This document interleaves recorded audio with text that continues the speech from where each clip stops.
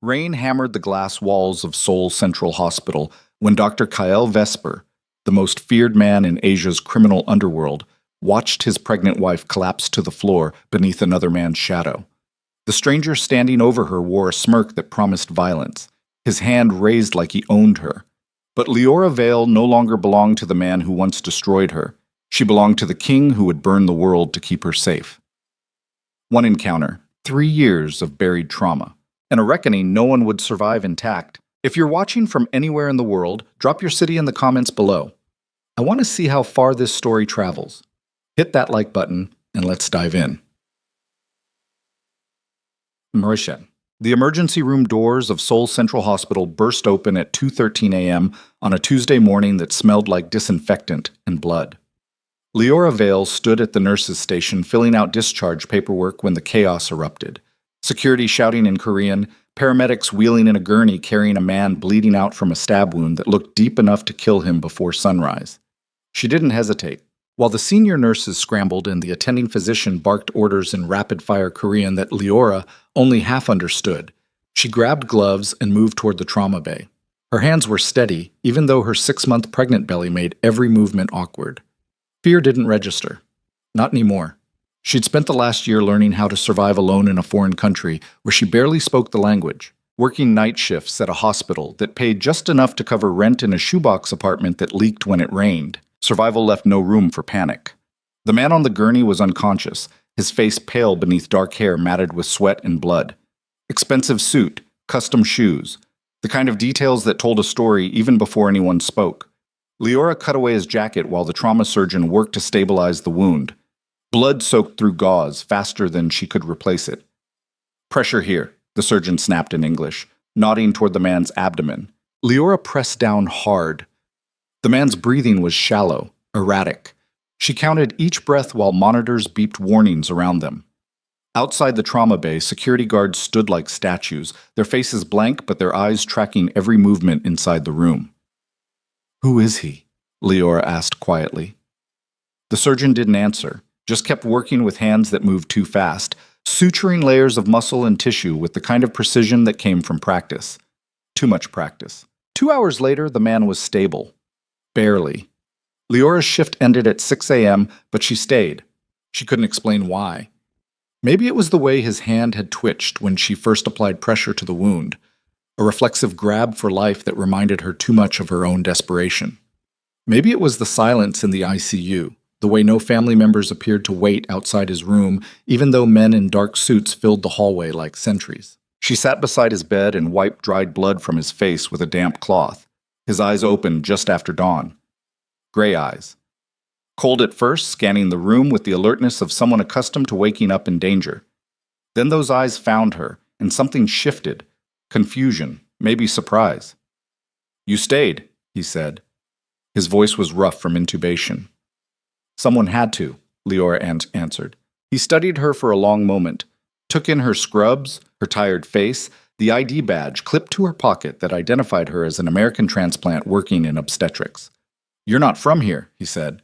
"Neither are you." She'd heard him speak English in the ambulance before he lost consciousness. American accent, West Coast maybe.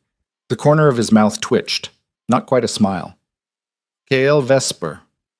Leora Vale. Leora. He tested the name like he was tasting something rare. "Thank you." She nodded and stood to leave, suddenly aware that she'd crossed some invisible boundary by staying past her shift to sit with a stranger, but his voice stopped her before she reached the door. "Can I see you again?" The question hung in the sterile air between them. Leora's first instinct was to say no. She'd learned the hard way that men who asked questions like that usually wanted something in return. But when she turned back to look at him, she saw something unexpected in those gray eyes. Vulnerability, raw and unguarded. "Maybe," she said. It was the most honest answer she had. 3 years before that moment, Leora had been a different person entirely. Young, naive, drowning in a relationship with a man named Nolan Graves, who spent 2 years systematically destroying every good thing she believed about herself. They'd met in Portland during her nursing program, back when she still thought love was supposed to feel like safety. Nolan was charming at first, ambitious, articulate, The kind of man who knew how to make you feel like the center of his world. Then the center started shrinking. It happened slowly. Little comments about her weight, her career choices, the friends she spent time with. He never yelled, never hit her, but he hollowed her out with precision, one cutting remark at a time, until she started believing that surviving meant earning his approval. She paid for their apartment, worked double shifts to cover rent while he focused on his startup, convinced herself that supporting him was love. When she finally discovered she was pregnant, she made the mistake of telling him. Nolan stared at her like she'd just ruined his life. "You did this on purpose," he said, calm, cold. "You knew I didn't want kids." "I didn't. Get rid of it." The words hit her like a slap.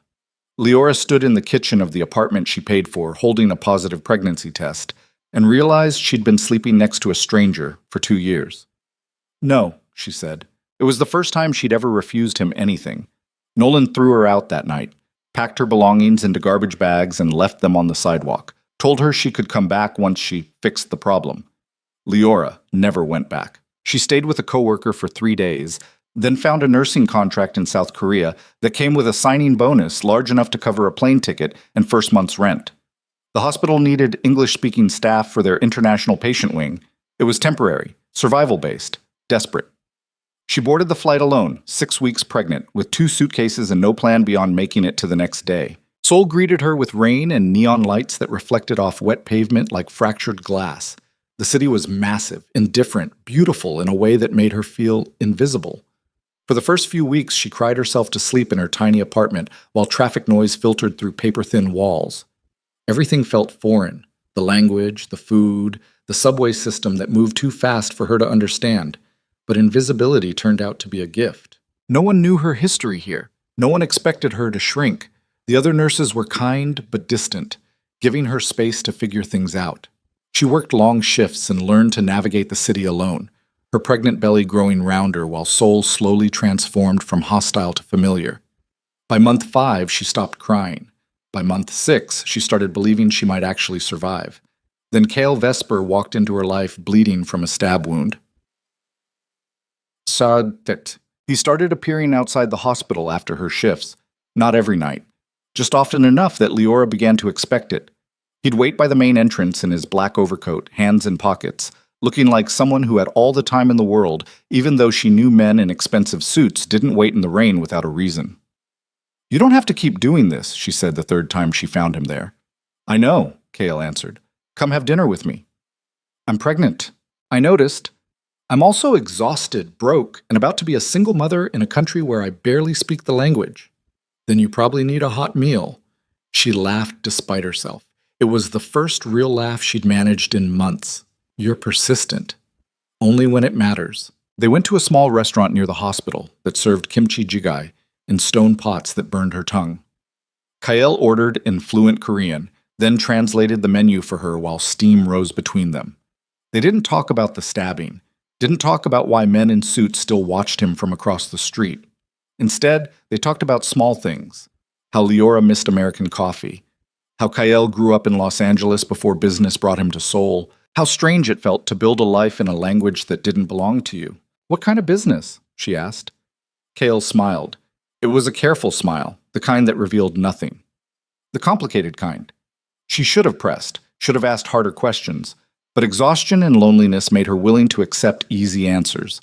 They had dinner 3 more times that week.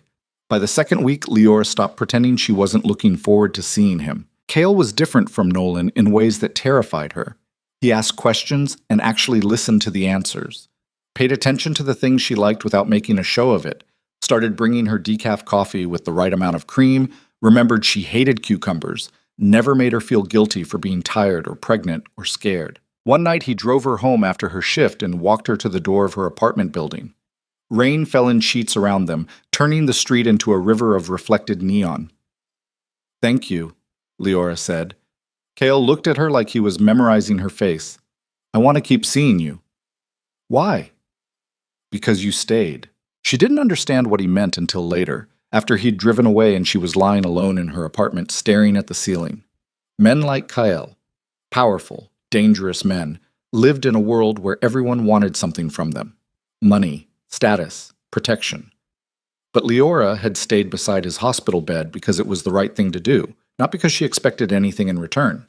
She'd given him something rare, kindness without conditions. By month 7 of her pregnancy, Leora realized she was falling in love with a man whose last name she'd Googled exactly once before terror made her close the browser. The search results had been vague, but damning. Business magnate, real estate developer, philanthropist, all the sterile corporate language that said nothing and everything at once.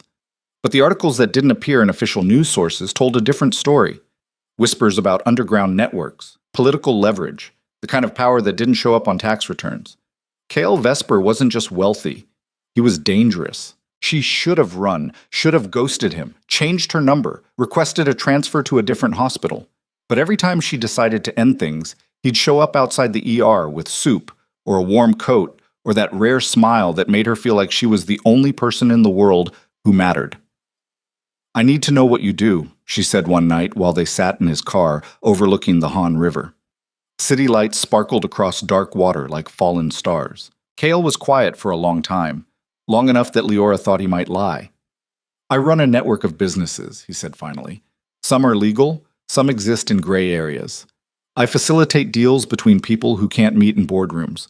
I solve problems that don't have legal solutions." "You're a criminal." "Yes." The honesty shocked her.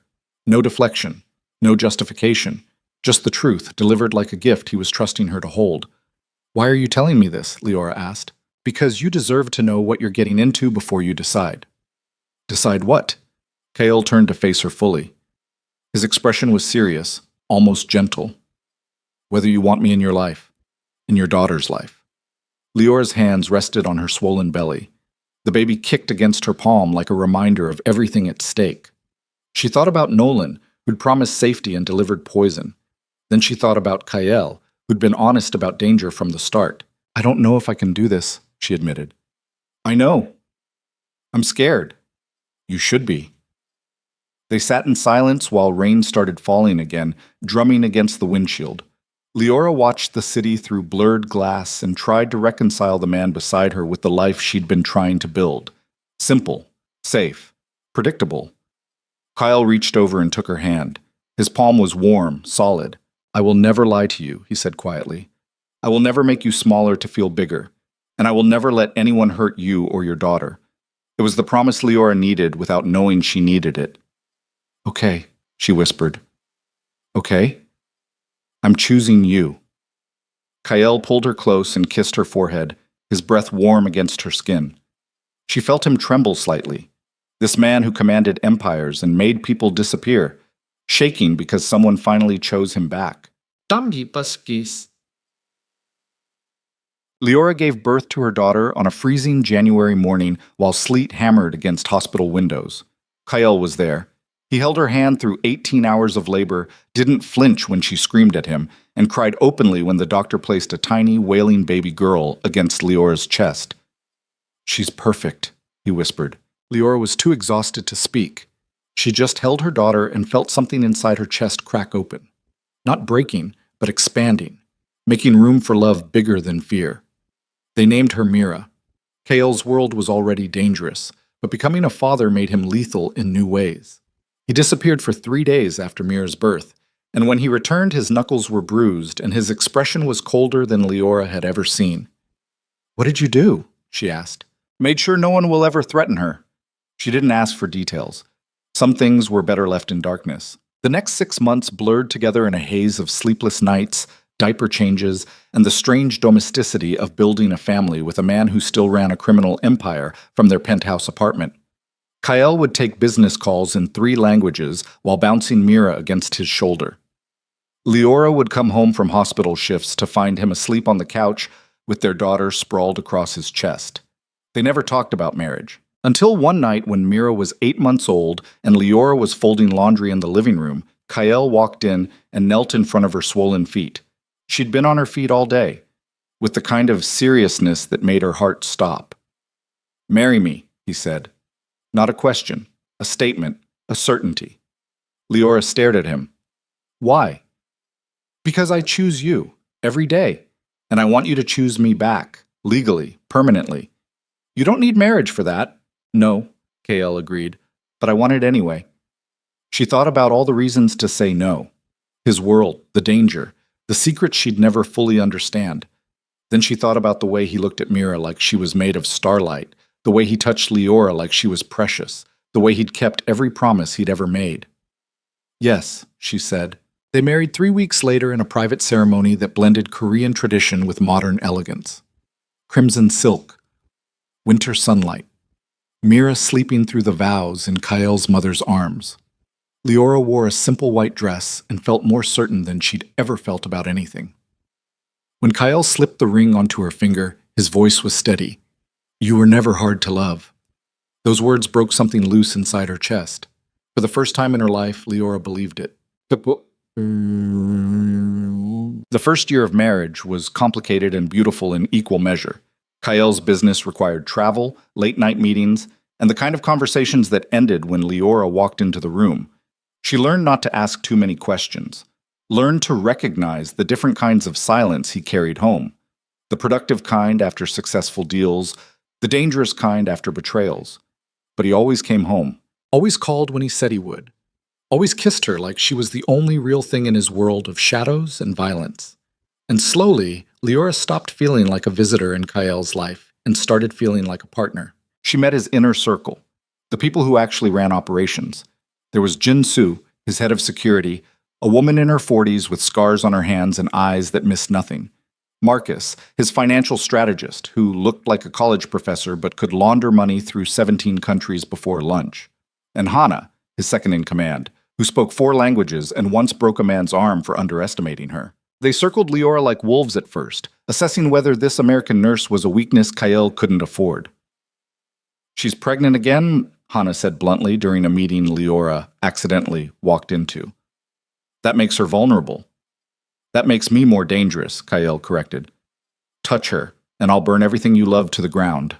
Hana smiled. Good answer. After that, they accepted her. Not as an equal. Leora had no interest in running criminal operations, but as someone worth protecting. They taught her how to spot surveillance, which exits to use in crowded places, how to recognize when someone's energy shifted from curious to threatening. You're building an army, Leora said to Kael one night. I'm protecting my family, he corrected. By the time she entered her second trimester, Leora had stopped feeling scared and started feeling powerful. Not because she was dangerous, but because she understood exactly how dangerous the people around her were, and they'd chosen to aim that danger away from her. Mira turned 2, started speaking in mangled sentences that mixed Korean and English, learned to wrap Kael around her tiny finger with a smile that mirrored his own rare expressions of joy. Life became normal, beautiful, ordinary in ways that still felt miraculous.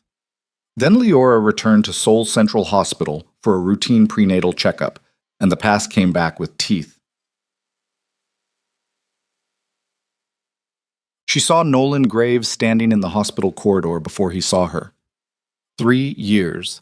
It had been 3 years since he'd thrown her out of their apartment, since he'd told her to fix the problem, since she'd boarded a plane alone and built an entirely new life across the ocean. Leora's first instinct was to turn around, leave, pretend she hadn't seen him, but Nolan looked up and recognition flooded his face. Leora. His voice hadn't changed, still carried that same condescending edge, like he was surprised she'd managed to survive without him. She forced herself to keep walking, one hand instinctively moving to protect her pregnant belly. Nolan. He stepped into her path, too close, blocking the exit without actually touching her. The old tactics. What are you doing here? I live here. In Seoul? He laughed. It was an ugly sound. Jesus, you really ran away. I moved. There's a difference. His eyes dropped to her belly, then to the expensive ring on her finger. His expression shifted. Surprise, then something darker. You got married. Yes. Let me guess. Some desperate guy who needed a green card? The insult landed exactly where he intended. Leora felt old shame trying to claw its way back up her throat, that familiar voice whispering that Nolan was right, that she wasn't worth choosing, that any man who stayed with her was settling. But then she thought about Kael, about the way he looked at her, about Mira, about the life she'd built from nothing. You need to move, Leora said quietly. Nolan didn't move. You look good. Pregnant again, though? He smirked. Hope you learned how to keep a man this time. The words hit like poison. 3 years of healing unraveled in seconds. Leora felt herself shrinking, becoming smaller, that old survival instinct kicking in that said the safest thing to do was apologize, accommodate, disappear. I'm trying to leave, she said. So leave. But he still didn't move. Other people in the corridor were starting to notice. Nurses watching nervously, a security guard taking a step closer. Get out of my way, Leora said louder. Or what? Nolan leaned in, his voice dropping. You gonna call your husband? Let him know you needed saving again? That you're still the same pathetic... He didn't finish. Leora stumbled backward to get away from him, and her heel caught on her own bag. She felt herself falling, both hands moving instinctively to shield her belly, the world tilting sideways. She hit the floor hard. Pain exploded up her spine. Someone screamed. Nolan stood frozen above her, his face registering shock. And for one terrible second, Leora was back in Portland, back in that apartment, back to being nothing. Then a voice cut through the chaos like a blade wrapped in velvet. She was never the one who needed saving. The corridor fell silent. Leora looked up and saw Kyle standing at the end of the hallway in his black overcoat, rain still dripping from his shoulders. His expression was calm. Too calm. The kind of calm that came before violence. And behind him, Jin-Soo and 4 other security agents blocked every exit. Nolan turned slowly. His face went white. Because he finally understood that the woman he'd once destroyed now belonged to the most dangerous man in Seoul. And Cale Vesper looked at Nolan Graves the way predators look at prey. Kyle moved through the hospital corridor like winter itself had taken human form, silent, inevitable, lethal. His footsteps made no sound against the polished marble, but every person in the hallway felt his approach the way animals sense storms before the sky darkens. Nurses pressed themselves against walls. Patients in waiting room chairs stopped mid-conversation.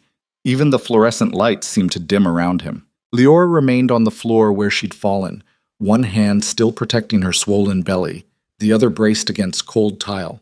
Her breath came in short gasps, not from pain, though her spine throbbed where she'd landed, but from the sudden vertigo of watching 2 versions of her life collide. Nolan stood frozen 3 feet away, his face cycling through confusion, recognition, and finally raw terror, as Kyle stopped beside Leora and knelt without breaking eye contact with the man who'd made her fall.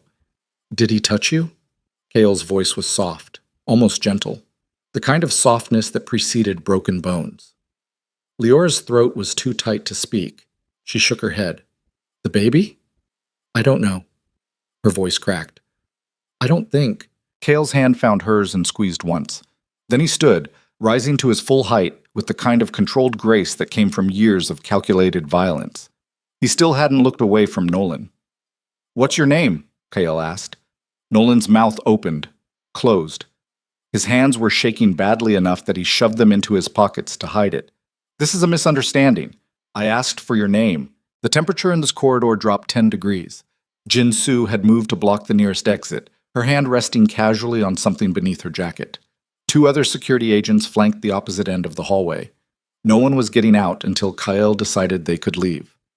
Nolan, he finally stammered. Nolan Graves. Nolan. Kale tested the name like he was memorizing it for later use. You know my wife? It wasn't a question. Nolan's eyes darted to Leora, then back to Kyle. We used to date. Years ago. I didn't know she was married. I swear, I didn't know you made her fall. It was an accident. She tripped. You were standing in her way. Kale took 1 step closer. Just one. But Nolan flinched like he'd been struck. You blocked her path, refused to move when she asked, then watched her collapse while protecting my child. The last 3 words carried enough weight to crush bones. Nolan's face had gone gray. Sweat beaded along his hairline despite the hospital's aggressive air conditioning. Look, man, I don't want trouble. I'll leave. We're done here. We're done when I say we're done.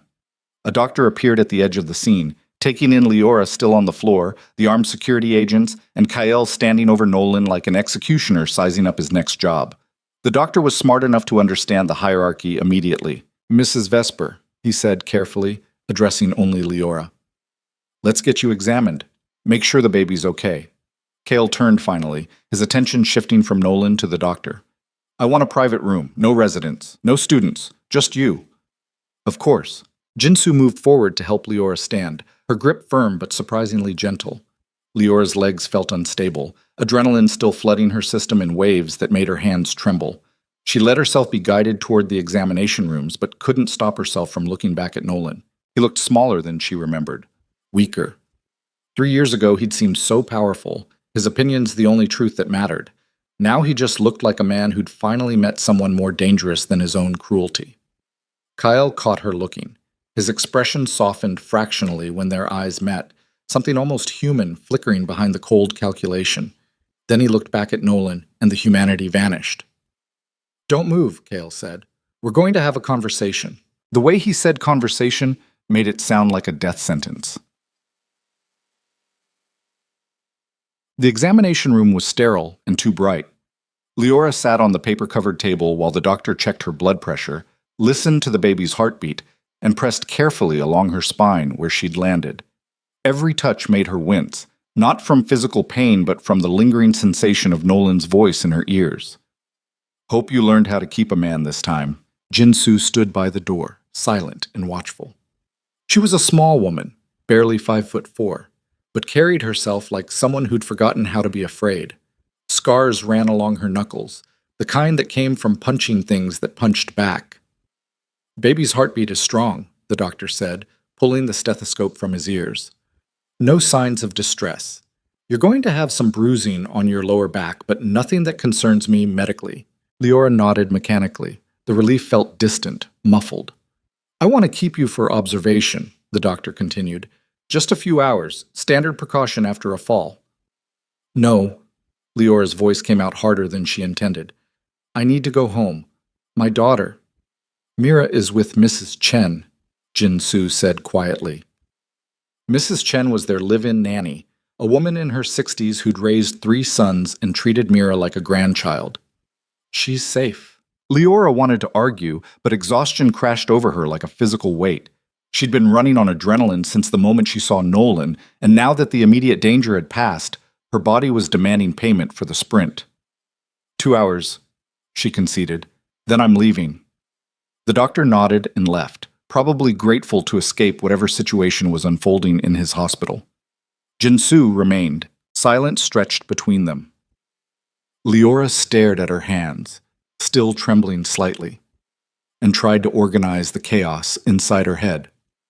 3 years. She'd survived 3 years without thinking about Nolan more than a handful of times, built an entire life that had nothing to do with him, and in under 5 minutes, he'd dragged her back to Portland, back to that apartment, back to feeling worthless. Who is he? Jinsu asked. My ex-boyfriend. The one who threw you out. It wasn't a question. Of course, Kyle had told his inner circle. Of course, they knew every vulnerable piece of her history. That was how survival worked in their world. No secrets, no surprises, no blind spots that enemies could exploit. Yes, Leora said. He's the father? Of Mira? No. The denial came automatically.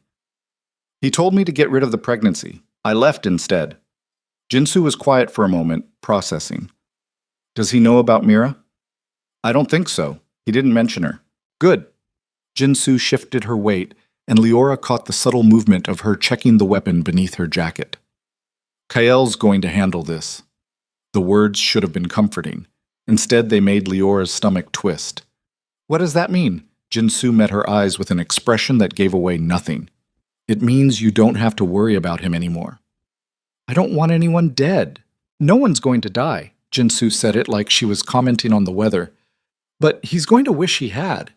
Leora wanted to push back, demand details, insist that violence wasn't the answer, but part of her, the part that still remembered Nolan's voice, still felt his shadow blocking her path, wanted exactly what Jinsu was promising. She hated that part of herself, hated that 3 years of healing could be unraveled so easily. I thought I was over it, Leora said quietly. Trauma doesn't work like that. I know, but I really thought I'd moved past needing to be scared of him. Jinsu moved closer, her expression softening fractionally. You're not scared of him. You're angry. There's a difference.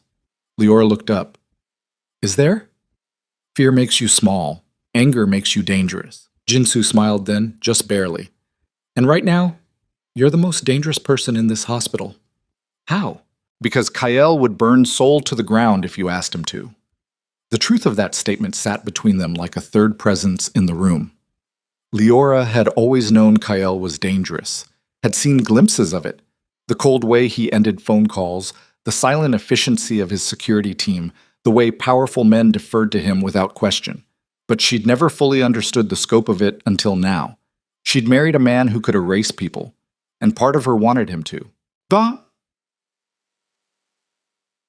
Kale found Nolan in a private conference room on the hospital's administrative floor.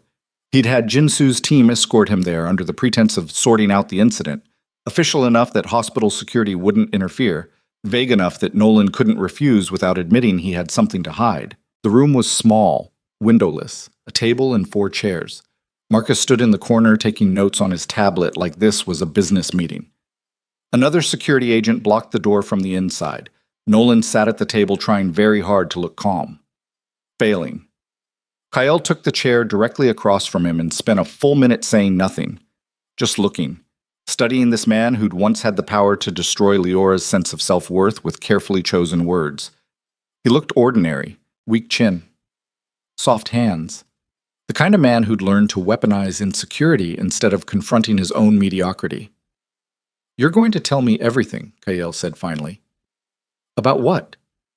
"Your relationship with my wife." Nolan shifted uncomfortably. "Look, that was years ago. We dated for a while. It didn't work out. We moved on. That's it." "She didn't move on. She ran away." That's not how it happened." Kyle leaned back in his chair, the picture of patience. "Then tell me how it happened." Nolan's eyes darted toward the door, calculating. The security agent met his gaze with complete indifference. "We were together for 2 years, Nolan started, his voice defensive. "I was building a startup. She was in nursing school. It was fine at first, but then she got clingy, wanted more attention, started talking about marriage and kids when I'd been clear that wasn't what I wanted." "Keep going." "She got pregnant." Nolan said it like an accusation. "Claimed it was an accident, but I think she did it on purpose, trying to trap me." Kale's jaw tightened fractionally. Marcus stopped typing and looked up with an expression that suggested he was witnessing someone dig their own grave with impressive efficiency.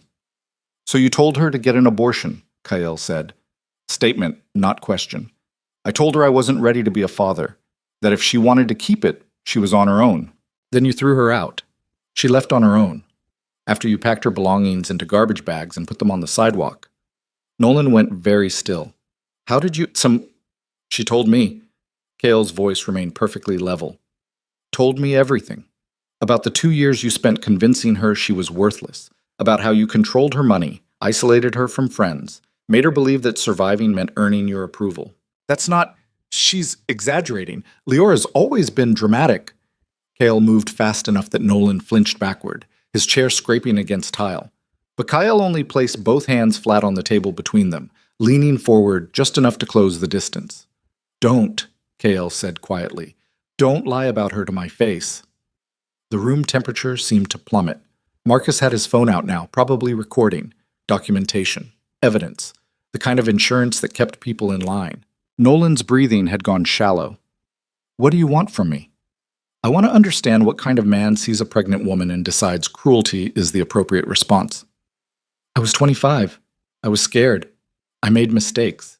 "You didn't make mistakes." Kyle straightened. "You made choices. Calculated ones. You knew exactly what you were doing when you made her pay rent while you focused on your startup.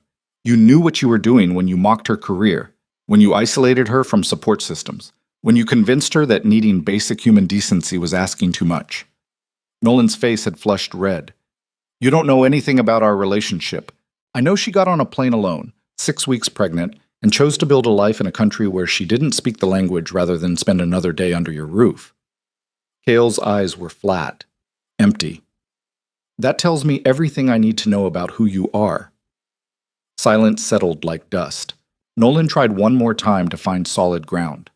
"Look, I'm sorry, okay? I'm sorry things ended badly, but that was years ago.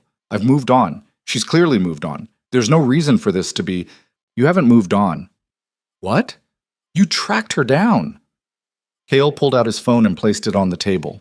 On the screen was a photo of Nolan standing outside Seoul Central Hospital 3 days ago, taken by one of Jinsu's security cameras. You've been watching her. Nolan's face went gray again. I'm in Seoul for a conference. Medical technology. I'm a sales rep now. It's a coincidence.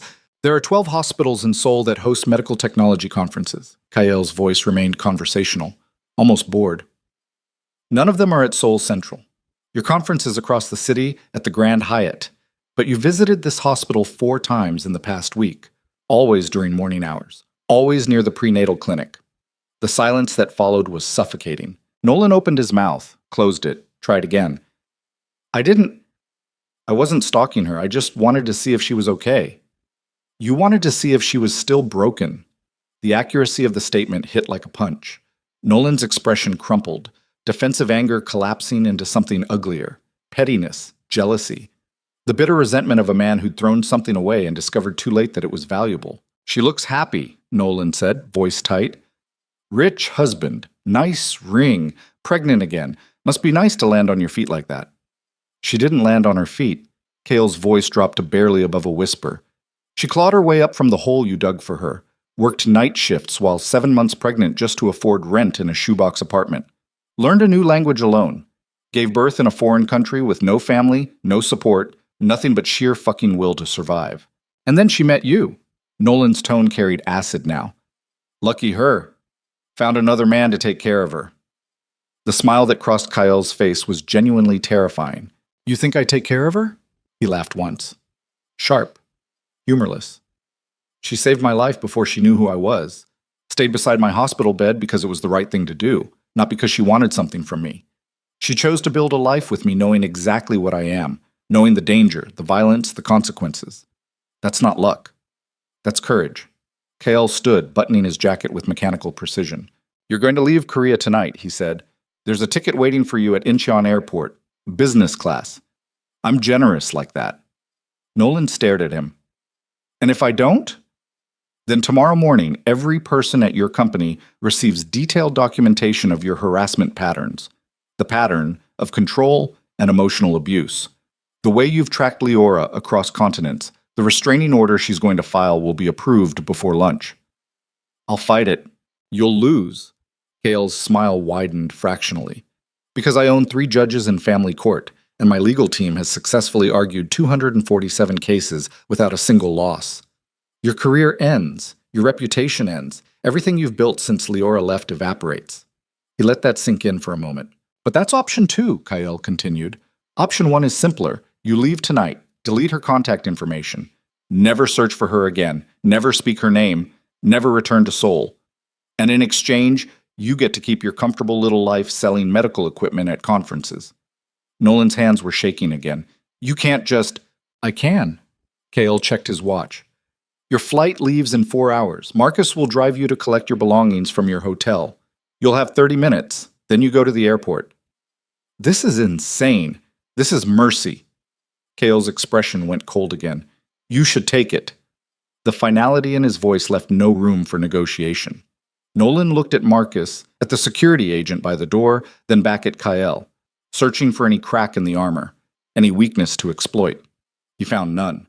Fine, Nolan said, voice hollow. I'll leave. Smart choice. Kael walked toward the door, then paused, turned back. One more thing. If you ever come near my wife again, if you so much as Google her name, I won't give you options. I'll just end you, quietly, permanently, in a way that ensures no one ever asks questions. He said it the same way someone might comment on the weather. Then he left. Leora was still in the examination room when Kael returned. The doctor had cleared her medically, but insisted she rest for another hour. Jinsu had stepped out to coordinate security details, leaving Leora alone with her thoughts for the first time since the confrontation. Those thoughts were not kind. She kept replaying the moment on the floor, the humiliation of falling, the instinctive fear when Nolan stood over her, the shame of feeling small again after years of believing she'd grown into someone stronger. The door opened. Kael stepped inside, and the carefully neutral expression he'd been wearing since the hospital corridor finally cracked. He looked tired, older, the weight of controlled violence sitting heavy on his shoulders.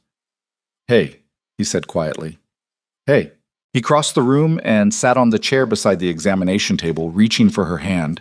His palm was warm, solid, real. "Baby's okay?" he asked. "Fine. I'm fine. Everything's fine." The words came out mechanical, rehearsed. Kale studied her face with the intensity of someone reading a language only he understood. "You're not fine." Leora tried to smile. Failed. "I thought I was over him. Over all of it. 3 years, Kyle. 3 years, and he still managed to make me feel like I was back in Portland. Back to being nothing." "You were never nothing." "I felt like nothing." The distinction seemed important somehow. Kale squeezed her hand but didn't argue. Didn't offer empty platitudes about strength or moving forward. He just sat with her while the hospital hummed around them. Distant announcements over intercoms, footsteps in hallways, the mechanical beep of monitors from other rooms. "What did you do to him?" Leora finally asked. "Gave him a choice." "What kind of choice?" "The kind where he walks away and never comes back." Leora wanted details. Wanted to know exactly what threats Kyle had made, what leverage he'd used, how permanent the solution was. But another part of her didn't want to know. Didn't want to be complicit in whatever darkness Kyle had deployed to protect her. "Is he hurt?" she asked instead. "No." "Scared?" "Terrified." "Good." The word came out before she could stop it. Vicious, satisfying. Kale didn't look surprised. "You're allowed to be angry." I thought I'd forgiven him, or at least moved past needing to care what he thought. Forgiveness doesn't mean amnesia. Kale's thumb traced circles on her palm. You can build a life beyond someone's damage without erasing the fact that they damaged you. Leora leaned her head against his shoulder, exhaustion finally overwhelming adrenaline. "How do you do this?" "Do what?" "Live with all this violence, all these threats and consequences. How do you not let it poison everything good?" Kale was quiet for a long time. When he finally spoke, his voice carried something Leora had rarely heard from him: vulnerability. "I compartmentalize," he admitted. "Probably better than I should. The things I do in business, the decisions I make, the people I hurt, I keep them separate from this. From you, from Mira, from the parts of my life that matter. But they're not separate. They can't be." "No," he agreed. "They're not. And someday that's going to cost us something." The honesty hit harder than comfort would have. Leora lifted her head to look at him. "Do you regret it? Marrying someone like me? Someone who doesn't fit in your world?" Kael's expression shifted. Surprise, then something fiercer. "You're the only thing in my life I don't regret." "But I'm weak." "You're not weak." He said it with absolute certainty. "You survived an emotionally abusive relationship. Escaped to a foreign country while pregnant, built a life from nothing, chose to stay with me even after learning what I am. That's not weakness. That's the kind of strength most people never find." Tears burned behind Leora's eyes. She blinked them back, refusing to cry. "I fell apart the second I saw him." "You had a panic response to trauma. That's normal. Normal doesn't feel strong.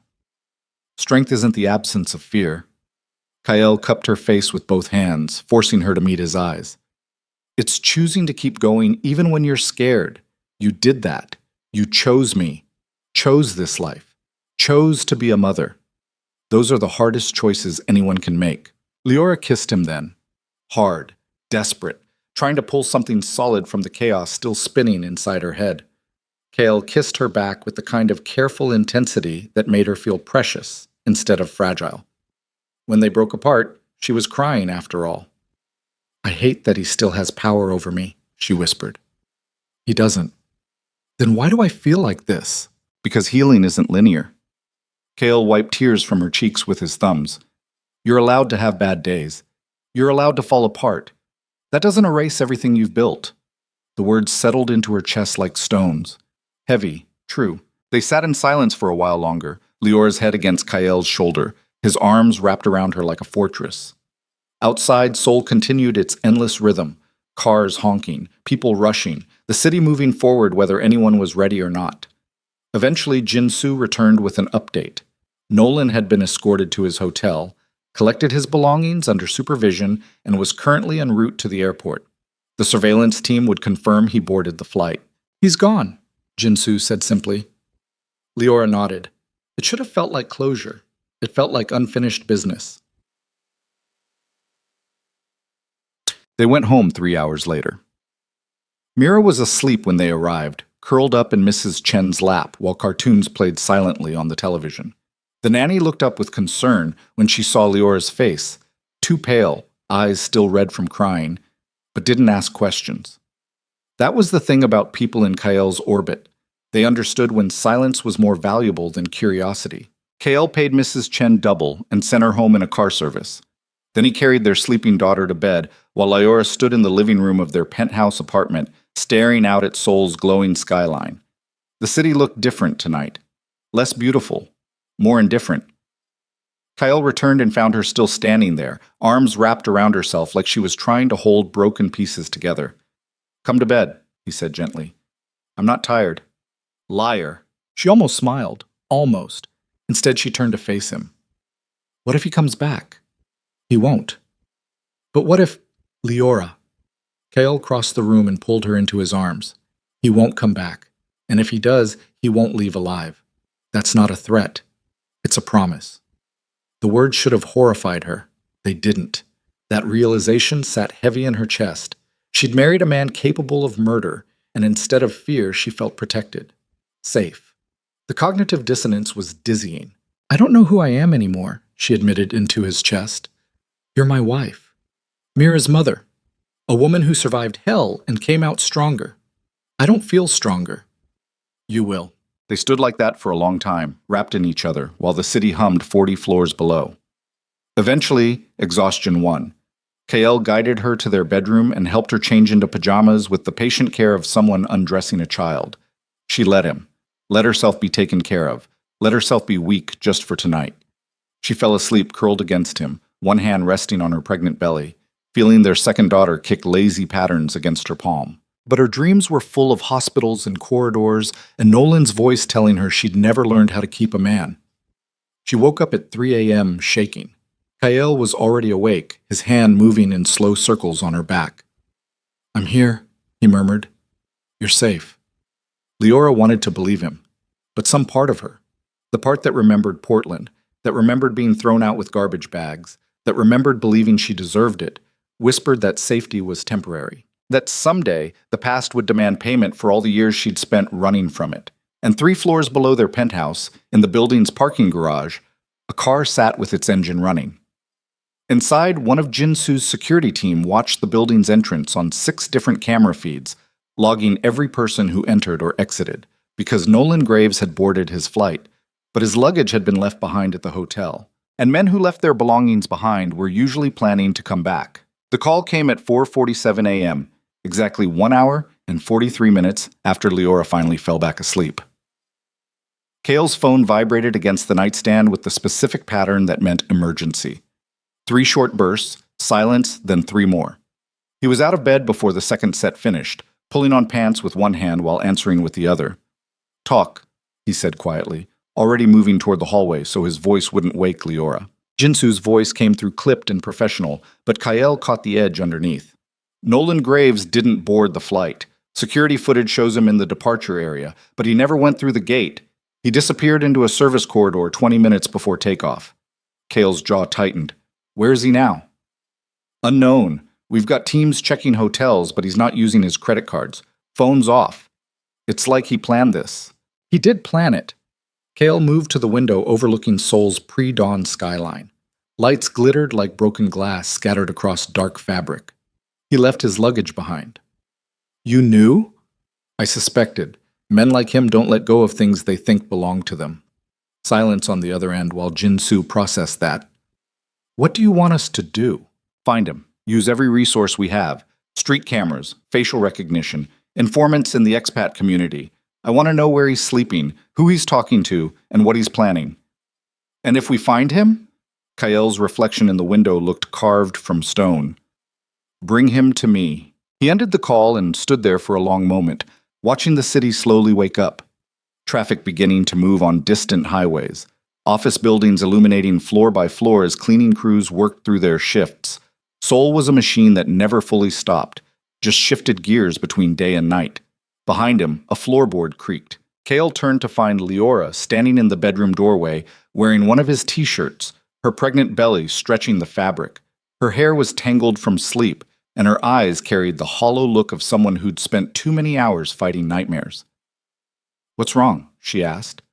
Kyle considered lying, decided against it. They'd built their marriage on brutal honesty, even when honesty cut deep. "Nolan didn't leave," he said. The color drained from Leora's face. She gripped the doorframe hard enough that her knuckles went white. "What do you mean he didn't leave?" "He made it to the airport, got past security, then disappeared before boarding." "Where is he?" "We don't know yet." Leora's breathing went shallow, rapid. The beginning of a panic attack Kyle had seen before, after she woke from nightmares, or when unexpected sounds startled her in crowds.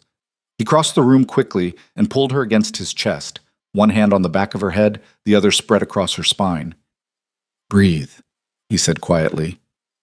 "In through your nose, out through your mouth." She tried, failed, tried again. Her whole body was shaking. "He's going to come after me," she whispered. "No. You don't know that. He won't get near you." Kale's voice was iron. "I have 30 people looking for him right now. Every camera in Seoul is being monitored. Every hotel, hostel, and short-term rental within 50 kilometers. He can't hide." "Then why hasn't he been found?" It was a fair question. One Kyle didn't have a good answer for yet. "He had help," Kyle said finally. "Someone coached him, told him how to disappear." Leora pulled back to look at him, fear shifting into something sharper. "Who would help him?" "I don't know, but I'm going to find out." What? By 7 a.m., Kyle's entire operation had shifted into crisis mode. His penthouse office, a room that usually hosted business calls and contract negotiations, transformed into a command center. Monitors covered one wall displaying security feeds from across the city. Jin-Soo coordinated 3 separate teams from a laptop on the conference table. Marcus worked his network of informants, making calls in 4 different languages. Even Hana had flown in from Busan, her expression grim as she reviewed footage from Incheon Airport. Leora sat on the couch near the window with Mira curled in her lap, both of them wearing yesterday's clothes. Mrs. Chen had been called back early, and now stood guard in the kitchen, her usually warm demeanor replaced by something colder, protective. "Airport security is cooperating," Hana reported without looking up from her screen. "They've isolated the service corridor Nolan used. It's an employee-only area, requires a keycard." "He had access," Kyle said. "Or someone gave it to him." Jin-Soo pulled up new footage on the main monitor. "Here, 9:17 p.m. yesterday. Watch the man in the blue jacket." The video showed a crowded terminal. Nolan stood near a coffee kiosk, phone in hand, looking nervous. Then another man approached. Asian, mid-30s, wearing maintenance worker coveralls and carrying a tool bag. They didn't speak, didn't acknowledge each other. But the maintenance worker set his bag down near Nolan's feet, picked up a different bag that looked identical, and walked away. 30 seconds later, Nolan picked up the first bag and headed toward the service corridor. "Dead drop," Marcus said. "Professional." Kyle studied the maintenance worker's face. "Facial recognition?" "Running now." Jin-Soo typed rapidly. "But I'm betting it's a burner identity. This was planned." "By who?" Leora's voice cut through the technical discussion. She'd been silent until now, just holding Mira and trying not to fall apart. Who would help Nolan? Everyone in the room turned to look at her. The question hung in the air like smoke. "Someone who wants leverage against me," Kyle said finally. It was the truth, but not the whole truth. Kyle had enemies, but then dozens of them. Rival operations who'd love nothing more than to find a weakness in his armor. But most of them were smart enough to know that going after his family would start a war nobody could win. Unless someone thought they could win. Unless someone believed Kyle had gone soft. "We need to consider this might be a distraction," Hana said quietly. She was watching Kyle with the expression of someone who'd known him long enough to read between silences. "Pull your resources toward finding one angry ex-boyfriend while something bigger moves in the background." Kale had considered that, had spent the last 3 hours running through scenarios and contingencies, trying to see the shape of whatever was coming. But every instinct he'd honed over 15 years in this world told him this was personal, not strategic. Someone wasn't trying to destroy his empire.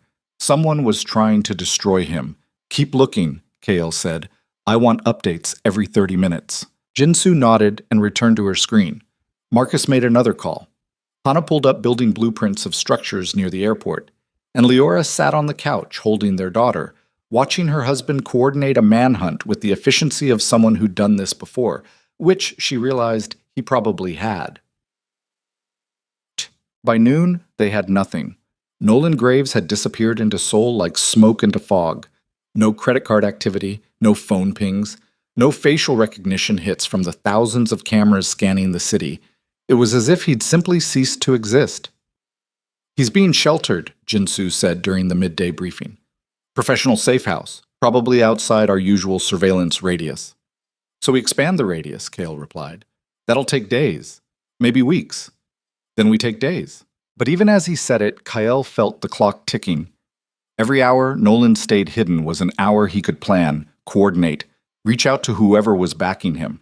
And every hour was an hour Leora spent looking over her shoulder, flinching at shadows.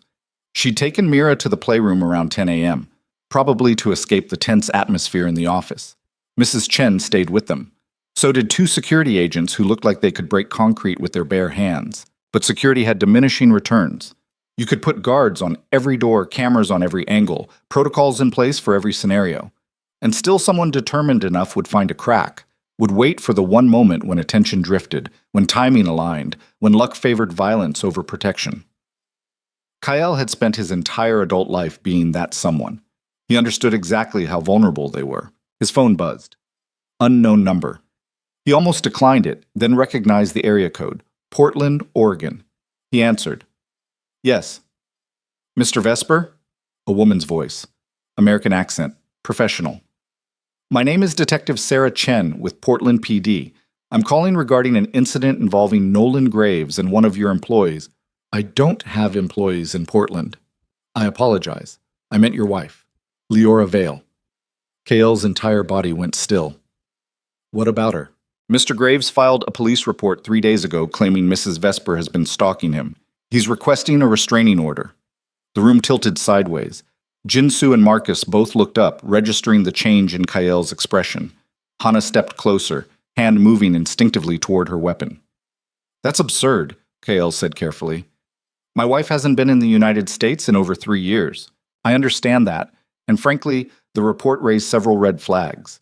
But Mr. Graves provided what appears to be extensive documentation. Social media messages, photos, email correspondence, all dated within the last 6 months. Fabricated. Most likely, yes, but he's also filed complaints with the State Department claiming Mrs. Vesper fled the country to avoid a custody dispute regarding their child. The words hit like bullets. They don't have a child together, Kale said, voice dangerously quiet. According to his documentation, they do. A daughter named Mira. The world stopped. Everything. The monitors, the team, the security footage playing on endless loop, all of it faded into white noise. Kale could hear his own heartbeat in his ears, could feel rage building in his chest like a pressure vessel about to explode. That, Kale said with lethal precision, is my daughter. I understand this is complicated.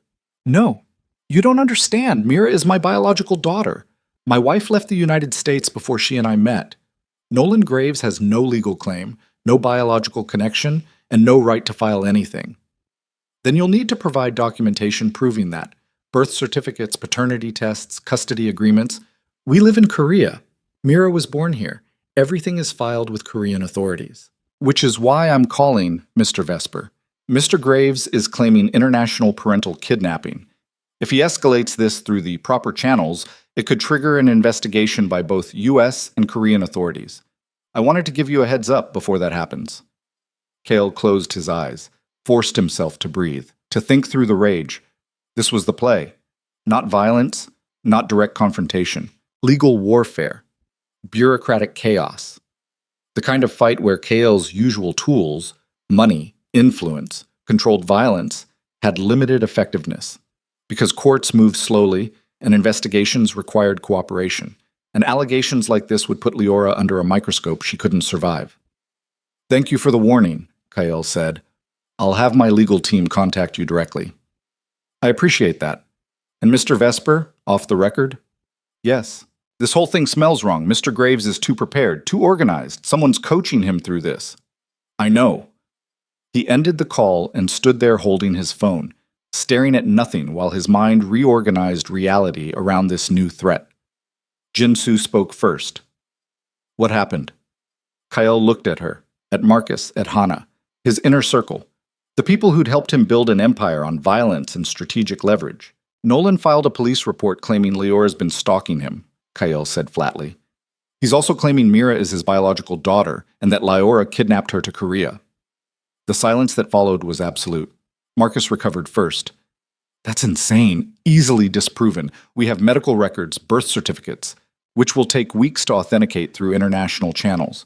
And during those weeks, Leora will be under investigation, possibly unable to leave Korea, possibly facing extradition requests if Nolan pushes hard enough. He can't actually win this, Hana said. He doesn't need to win. He just needs to make our lives hell. Kyle set his phone down with careful precision. This is the leverage. Keep us tangled in legal proceedings, while whoever's backing him makes their real move. Then we find him faster, Jinsu said. Force him to drop the charges. It's too late for that. The report's already filed. The investigation's already started. Kale ran both hands through his hair, the gesture rare enough that everyone in the room understood how badly this had destabilized him. We need to tell Leora. Nobody argued. Leora was sitting cross-legged on the playroom floor building a tower out of wooden blocks with Mira when Kyle found her. Their daughter was concentrating intensely on placement, her small tongue poking out between her lips in the universal expression of childhood focus. She looked so much like Kyle, it was almost painful. Same dark hair, same serious expression, same careful deliberation before making decisions. And Nolan was claiming she was his. Leora looked up when Kyle entered, read his face immediately. What happened? Mira, Kale said gently. Go find Mrs. Chen. Ask her for a snack. Their daughter looked between them, sensing adult tension she was too young to understand. But she was also 2 years old and the promise of snacks trumped curiosity. She toddled out of the room trailing her favorite stuffed rabbit. The moment she was gone, Leora stood. Tell me. So Kyle told her, explained the phone call, the false report, the allegations about stalking and parental kidnapping. He watched her face cycle through disbelief, rage, and finally something worse than anger, terror. He's trying to take her from me, Leora whispered. He won't succeed. You don't know that. You can't promise that. She was backing away now, hands pressed against her mouth. If there's an investigation, if authorities get involved, if they think I kidnapped... You didn't kidnap anyone. Mira is legally your daughter. We have documentation that will take weeks to verify while I'm under investigation, while some social worker decides whether I'm fit to be a mother, while Nolan sits in Portland telling lies about how I stole his child. Leora's voice was climbing toward hysteria. They'll believe him. They always believe the man. They'll think I'm crazy, that I'm lying, that I... Leora. Kale crossed the room and grabbed her shoulders, forcing her to look at him. Listen to me. I will not let that happen. You can't control this. Watch me. But even as he said it, Kyle felt the foundation shifting beneath him. This was a different kind of war, one where his usual weapons were dulled, where money and influence could only buy time, not victory. Leora saw it in his eyes, saw the uncertainty he was trying to hide. He's going to win, she said quietly. He's going to take everything. No. Yes. She pulled away from him, wrapping her arms around herself. This is what he does. He finds your weakness and he pushes until you break. And my weakness is her, is them. Her hand moved to her pregnant belly. If he can't have me, he'll destroy me. That's who he is. Kale wanted to argue, wanted to promise absolute protection. But he'd spent 15 years in a world where promises were currency and lies were survival, and he refused to lie to his wife. We're going to fight this, he said instead. Every resource I have, every connection, every favor owed. We're going to bury him. And if that's not enough? The question hung between them. Before Kyle could answer, Jinsu appeared in the doorway. Her expression was carved from ice. We found him, she said. Nolan Graves was staying in a small apartment in Itaewon, Seoul's international district. The building was old, unremarkable, the kind of place where expats on tight budgets rented month to month without questions. 3rd floor, window facing an alley. No cameras, no security. Almost too easy. It's a trap. Hana said during the tactical briefing. Probably, Kael agreed. We're walking into it anyway. Jinsu pulled up building schematics on her tablet. 3 exits. Fire escape on the east side. Service entrance in the basement. Main lobby entrance. We can cover all of them with 6 people. Use 8. I want redundancy. And you? I'm going in through the front door. Marcus looked up from his laptop. That's stupid. It's direct. It's going to get you killed. Not if whoever's behind this wants me alive. Kael checked his watch. 6:30 p.m. The sun was setting, painting Seoul in shades of gold and shadow. They went through all this trouble to draw me out. They're not going to shoot me in a hallway. You don't know that. No. But I know they want something. And the only way to find out what is to talk to them. Hana shook her head slowly. You're letting emotion override strategy. That's how people die. Then I die. Kael's voice was flat. But I'm not letting this continue. Not with Leora pregnant. Not with Mira in danger. Not with some faceless enemy pulling strings and thinking they can touch my family without consequences. He looked at each of them in turn. His inner circle. The people who'd followed him through wars, both literal and figurative. If something happens to me, Kael said quietly, you protect them. You get Leora and the kids somewhere safe. You make sure whoever's behind this regrets ever learning my name. Jinsu's expression hardened.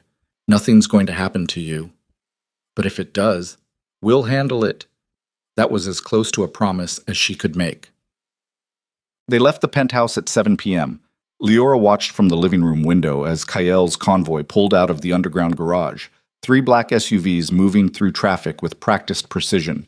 She'd wanted to come, had argued, pleaded, demanded, but Kael had been immovable. You stay here with Mira, he'd said. Let me handle this. What if you don't come back? He'd kissed her then, hard and desperate, his hands cupping her face like he was trying to memorize the shape of her. I'll come back, he'd promised. Now she stood alone in the living room of their penthouse fortress, one hand pressed against the window glass, watching taillights disappear into Seoul's arterial flow. Behind her, Mrs. Chen was putting Mira to bed. Security agents were posted on every floor. The building was locked down tighter than a military installation, and Leora had never felt more vulnerable in her life. Her phone buzzed. Unknown number, Korean area code. She almost didn't answer, then recognized the prefix as Seoul Central Hospital. Hello? Mrs. Vesper? A woman's voice. Korean accent. Nervous. This is Nurse Park from the prenatal clinic. I'm calling because your test results came back and Dr. Kim wanted to discuss them urgently. Leora's blood went cold. What test results? From your examination yesterday, after your fall, there were some irregularities in your blood work that require immediate follow-up. What kind of irregularities? I'm not authorized to discuss details over the phone. Dr. Kim needs to see you in person. Can you come in tonight?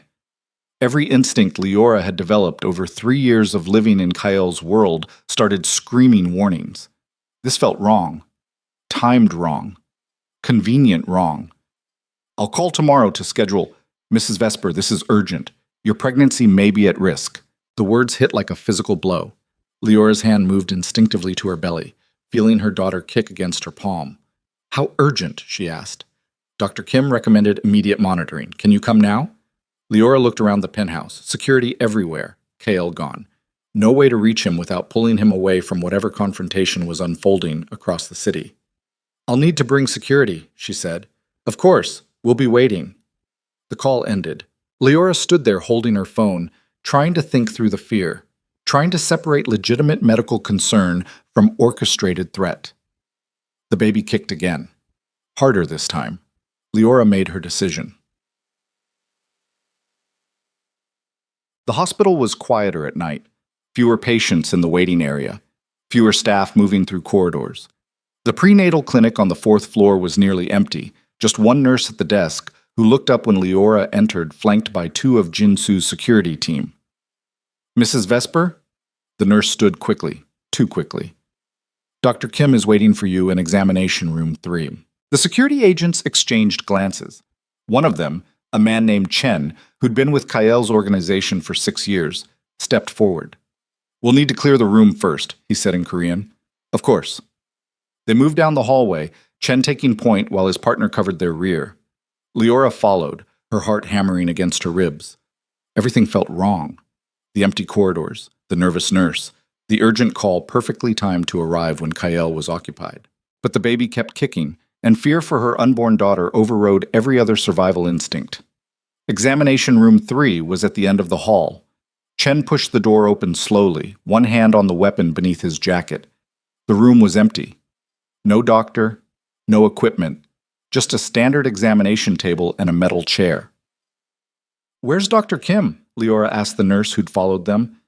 "He'll be right in. Please, sit down." Chen shook his head. "We're leaving." "But the doctor isn't here." Chen grabbed Leora's arm. "Mrs. Vesper, we need to go. Now." They turned back toward the hallway. Nolan Graves stood in the doorway. He wasn't alone. 4 men in dark suits flanked him, all carrying weapons that weren't even bothering to hide. Professional. Military-bearing. The kind of security that came with serious money and zero conscience. "Hello, Leora," Nolan said. He looked different than he had in the hospital corridor. Calmer. More confident. Like he'd finally found solid ground. "We need to talk." Chen's weapon cleared leather, but one of the suited men moved faster. There was a brief struggle, a muffled impact, and Chen crumpled to the floor unconscious. His partner lasted 3 seconds longer before joining him. Leora backed against the examination table, both hands protecting her belly. "Don't. I'm not going to hurt you," Nolan said. "That was never the plan." "Then what is the plan?" Nolan stepped into the room. Behind him, his security team secured the door. The nurse had vanished, probably an actress hired for this specific role. "The plan," Nolan said slowly, "is for you to understand how badly you fucked up when you chose him over me." "I didn't choose him over you, I chose myself." "No, you ran away. Stole my child. Built a life with a criminal." Nolan moved closer, close enough that Leora could smell his cologne, the same expensive brand he'd worn in Portland. "But that life ends tonight. Kael will kill you." "Kael is occupied." Nolan smiled. It was genuinely terrifying, empty of everything except cold satisfaction. Right now, he's walking into an apartment in Itaewon where absolutely nothing is waiting for him except evidence that I was never there. He'll realize the mistake too late. And by then, you and I will be on a plane to the United States. Leora's vision swam. "I'm not going anywhere with you. You don't have a choice. I'll fight, and risk your baby?" Nolan glanced at her pregnant belly. "I don't think so. You're too practical for that. Too careful." He was right. Leora felt the truth of it settling into her chest like stones. She could scream, fight, refuse, but Nolan had prepared for every contingency, had backup, had leverage, had calculated every possible response. And Kael was across the city chasing a ghost. "Who's helping you?" Leora asked. "Buying time, trying to think through the panic. Someone who wants your husband destroyed." Nolan gestured toward the door. "Come on, we have a tight schedule." "No." "Leora, oh, no." She straightened her spine, forcing herself to look directly at the man who'd once convinced her she was worthless. "You're going to have to drag me out of this hospital. Make a scene. Alert every security camera and witness between here and wherever you think you're taking me. And when Kael finds out, and he will find out, he'll tear this city apart looking for me. He'll find you. And whatever protection you think you have won't be enough." Nolan's expression shifted, uncertainty flickering behind his calculated confidence. "You used to be scared of me," he said quietly. "I used to be a lot of things." Leora's hands were shaking, but her voice held steady. "Now I'm just angry." For a moment, she thought he might back down, might recognize that the woman standing in front of him wasn't the same person he'd destroyed 3 years ago. Then one of his security team stepped forward and pressed a chloroform-soaked cloth against her face. Leora tried to fight, tried to breathe, tried to scream.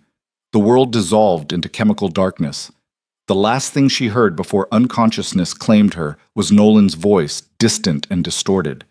She was always too stubborn for her own good. Consciousness returned in fragments, pain first. Sharp and immediate in her wrists where zip ties cut into skin. Then cold. Metal beneath her cheek, industrial air conditioning raising goosebumps along her arms. Then sound. Distant traffic, the hum of machinery, voices speaking Korean somewhere above her.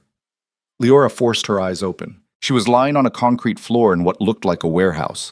Shipping containers stacked against walls. Exposed ductwork overhead. One flickering fluorescent light casting shadows that moved like living things. Her pregnant belly pressed uncomfortably against the ground, and when she tried to shift position, white-hot pain exploded through her abdomen. The baby. Terror cut through the chloroform haze faster than anything else could. Leora rolled onto her side with agonizing slowness, both hands moving to her stomach. She felt movement. A kick. Weak, but present. Relief made her dizzy. "She's awake!" Nolan's voice came from somewhere behind her. Leora twisted her neck to look and found him standing 20 feet away with 3 of his security team. They'd changed locations. This wasn't the hospital, wasn't anywhere she recognized. "Where am I?" Her voice came out hoarse, chemical burned. Inchinport District. Nolan walked closer, hands in his pockets, like they were having a casual conversation. "There's a private airstrip 2 kilometers from here. We leave in 40 minutes. Leora tried to sit up, failed. Her hands were bound behind her back, and the angle made everything harder. "Kael will find me. Kael thinks you're safe at home." Nolan crouched down to her eye level. "By the time he realizes you're missing, we'll be over the Pacific. My security team are dead." The words hit like a physical blow. Leora thought about Chen, about his partner whose name she'd never learned, about how they'd been trying to protect her when Nolan's people had taken them down. "You murdered them," she whispered. "I didn't. But yes, they're dead. Necessary casualties." Nolan's expression was empty of remorse. "This is what happens when you marry a monster, Leora. Violence follows. People die. And eventually, the monster loses everything he tried to protect." "You're the monster." "No, I'm just a man taking back what's mine." Leora's laugh came out bitter and broken. "I was never yours. You were until you ran away." Nolan stood, looking down at her with something that might have been pity if pity wasn't predicated on caring. "But that ends tonight. We're going back to Portland. You're going to recant every lie you told about me. Admit you manipulated the situation. Admit Mira is my daughter." "She's not." "Legally, she will be once the paternity test I've arranged confirms it." Leora's blood went ice cold. "What?" "I found a lab in Portland willing to fabricate results. Costs more than you'd think, but my benefactor is generous." Nolan smiled. "By tomorrow morning, official documentation will prove Mira is biologically mine. The kidnapping charges become real. Your husband's connections mean nothing against U.S. law enforcement. You'll be extradited, tried, convicted. No one will believe. Everyone will believe it, because I've spent 3 months building a paper trail that says you're obsessed with me. Unstable, dangerous. The kind of woman who'd flee the country with a child just to punish her ex-boyfriend." He leaned down again, close enough that Leora could smell coffee on his breath. "You destroyed my life when you left. Now I'm returning the favor." Leora's mind raced through scenarios, searching for leverage, for weakness, for any crack in his plan that she could exploit. "Who's backing you?" she asked. "This operation costs millions. You don't have that kind of money." "You're right. I don't." "So who does?" Nolan stood and checked his watch. "Someone who wants your husband broken badly enough to fund an entire conspiracy. Someone with patience, resources, and a very long memory." "That's not an answer." "It's the only answer you're getting." One of the security team, a man with a scar running from his temple to his jaw, approached and spoke quietly in Korean. Nolan nodded, then turned back to Leora. "Time to move," he said. "Can you walk, or do we carry you?" Leora wanted to refuse, wanted to make them drag her every step.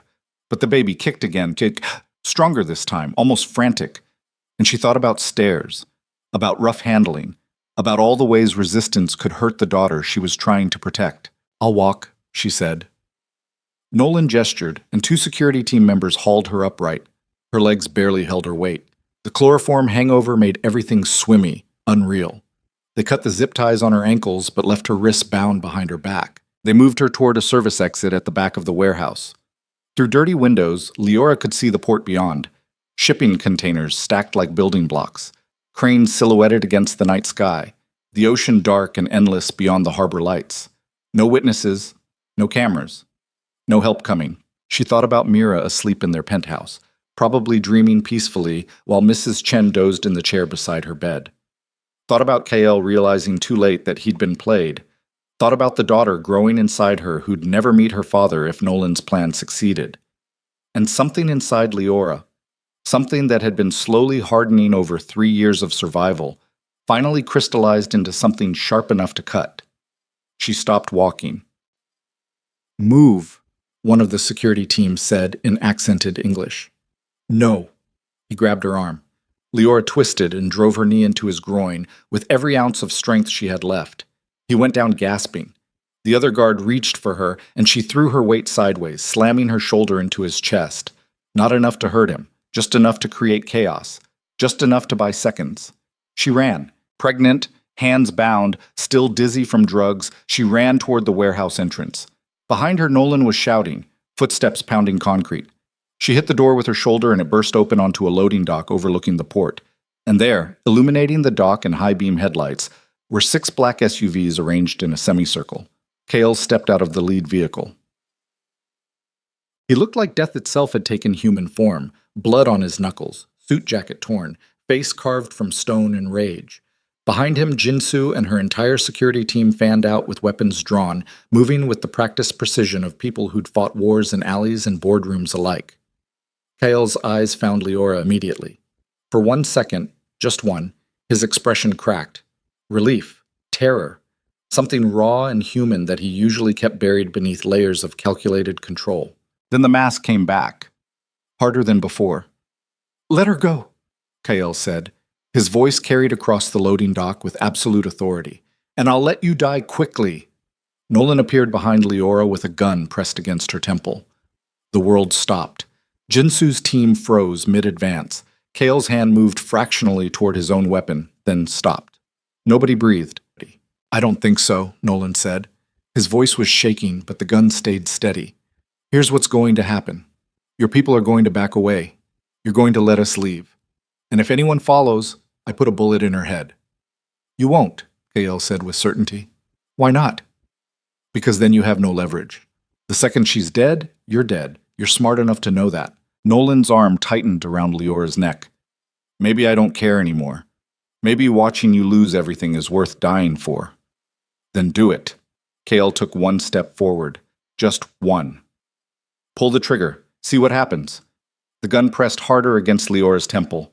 She could feel Nolan's pulse through his wrist, racing, erratic, the heartbeat of someone who'd finally realized they'd miscalculated badly. "Cale," Leora said quietly, "don't. I'm not losing you. You might have to." "No." The word came out absolute, final. "That's not an option." Behind them, more vehicles were arriving. Port security, police, witnesses who'd forced this situation to resolve one way or another.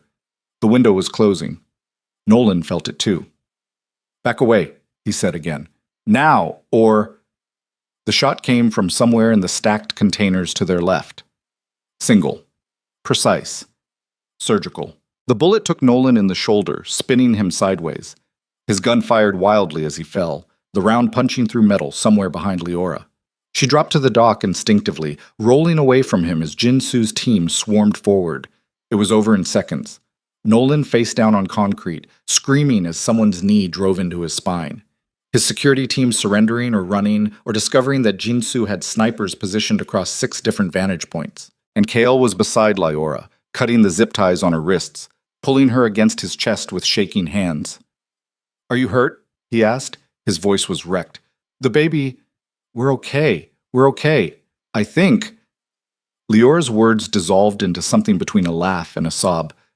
"How did you find me?" "Tracked your phone. You left it on when you went to the hospital." Cale pulled back to look at her, his hands cupping her face. "Why did you go? Why didn't you wait? They said the baby was in danger. I thought—" She stopped, started again. "I'm sorry, I fucked up. I should have known it was a trap." "You did exactly what any mother would do." Cale kissed her forehead, her cheeks, her mouth. "You protected her. That's all that matters." Around them, Jinsu was coordinating cleanup. Police were being shown documentation that would satisfy their questions without revealing anything useful. Port security was being quietly paid to forget they'd seen anything. The machinery of Cale's empire was erasing this incident from official record, even as it was still unfolding. Nolan was being dragged toward one of the SUVs, still screaming, not from pain, from rage, from the final understanding that he'd lost everything and gained nothing. "Wait," Leora said. Cale looked at her. "What?" "I need to talk to him." Leora, sit. Please. Something in her voice made him nod. Jinsu's team stopped dragging Nolan and held him upright instead. His shoulder was bleeding through his shirt, and his face had gone gray from shock, but his eyes still burned with bitter hatred when Leora approached. You were right about one thing, Leora said quietly.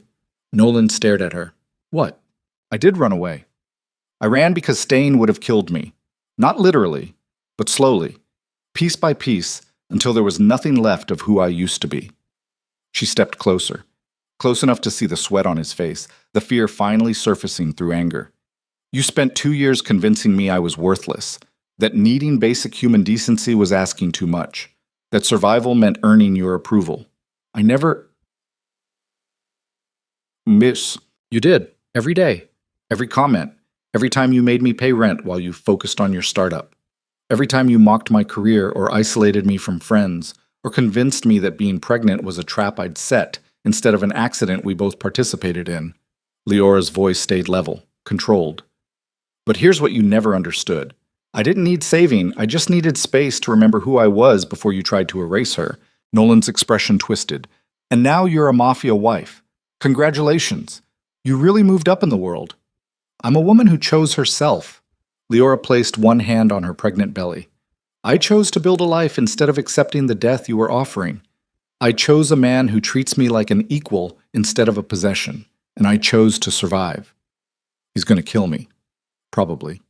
You could stop him. Leora looked at Nolan for a long moment. This man who'd once had the power to destroy her sense of self-worth with carefully chosen words. Who'd thrown her out while pregnant and never looked back. Who'd tracked her across the world and tried to steal everything she'd built. No, she said finally. I can't. She turned and walked back to Kael, leaving Nolan screaming threats that dissolved into begging as Jinsu's team dragged him away. Masik. Kael drove Leora to her private medical clinic 30 minutes outside Seoul. Not a hospital. Somewhere discreet, where doctors asked no questions and recorded nothing that might later surface in investigations. She was examined thoroughly, blood pressure elevated, minor contusions on her wrists, stress indicators that would require monitoring, but the baby was fine. Heartbeat strong, movement normal, no signs of distress beyond what was expected given the circumstances. She's a fighter, the doctor said in English, like her mother. Leora laughed weakly. She was lying on an examination table while Kael sat beside her holding her hand like she might disappear if he let go. She gets it from her father. The doctor left them alone after prescribing bed rest and follow-up appointments. Silence settled over the room, broken only by the distant hum of medical equipment. I need to know, Leora said finally. Who was backing Nolan? Kyle had been waiting for this question, dreading it. Someone from my past. A rival I thought I'd neutralized 5 years ago. What did you do to them? Destroyed their operation? Took their territory? Made sure they could never rebuild? And they waited 5 years for revenge? Some people have long memories. Kael's thumb traced circles on her palm. His name was Park Min-ho. He's dead now. Leora turned her head to look at him. You killed him. Jinsu did. After we made him tell us where you were. Kael met her eyes without flinching. He wanted to break me by taking you, by destroying everything I built, by proving that even monsters can lose what they love. Did he succeed? For about 30 minutes, yes. Kael's voice went rough. Between realizing the Idawan apartment was empty and getting the ping from your phone, I thought I'd lost you. Thought I'd been too slow, too arrogant, too convinced that my power was enough to protect you. But it was enough. Barely. They sat in silence again, processing, surviving, trying to organize trauma into something manageable. What happens to Nolan? Leora asked. Kael's expression went cold. Do you want to know? She thought about it. About the man who'd tried to steal her daughter, who'd fabricated legal documents, who'd murdered 2 security guards just to get leverage. About the fear she'd carried for 3 years that he'd somehow find her and drag her back to Portland, back to feeling worthless. No, she said. I don't want to know. I just want him gone. Then he's gone. The finality in those words should have troubled her, should have made her question what kind of person she'd become, that she could hear a death sentence and feel only relief. But Leora was tired of questioning herself, tired of apologizing for survival, tired of carrying other people's violence as her own guilt. Take me home, she said. I need to see Mira. Eek. They arrived back at the penthouse just before dawn. Seoul was starting to wake up. Early commuters filling subway platforms, delivery trucks navigating narrow streets, the city's machinery grinding back into motion. Mrs. Chen met them at the door, her face tight with worry that dissolved into relief when she saw Leora. Thank God, we were so worried. I'm okay, Leora said. Is Mira still asleep? She doesn't know anything happened. Leora nearly collapsed from gratitude. The idea that her daughter had slept through this entire nightmare, blissfully unaware that her mother had been kidnapped and nearly murdered, felt like the only mercy the universe had offered all night. She went to Mira's room and stood in the doorway for a long time, just watching her daughter sleep, curled on her side, clutching her stuffed rabbit, perfect and untouched by the violence that had been orchestrated around her. Kael appeared behind Leora, wrapping his arms around her from behind. His chin rested on top of her head. She's safe, he murmured. For now. For always. Leora wanted to believe that, wanted to trust that Kael's empire was strong enough, his reach far enough, his violence controlled enough that their family would remain protected from everyone who might want to hurt them. But she'd learned the truth tonight. Safety was an illusion. Power had limits. And the only thing standing between her daughters and the world's cruelty was the willingness to become cruel herself. I can't live like this, Leora whispered, always waiting for the next threat, always wondering if someone from your past will try to destroy us. I know, but I don't know how to leave either. Kael turned her around gently, holding her face in both hands. Then we find a third option. What option? We stop reacting. Start controlling the narrative. His eyes held something new. Not just protection, strategy. I've spent 15 years building an empire on fear and leverage, but fear makes enemies, and enemies make situations like tonight. So what do? We change what we're building.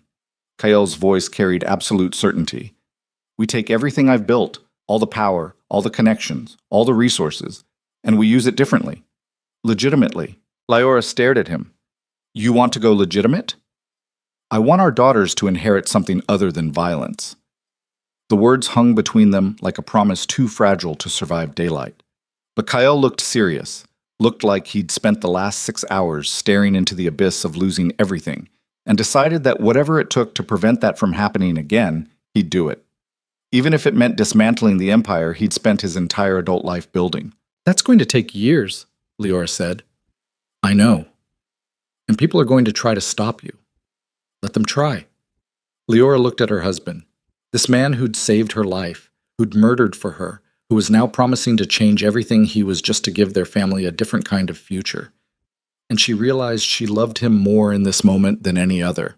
Not for the protection, for the choice, for choosing them over power. Okay, she said, let's do it.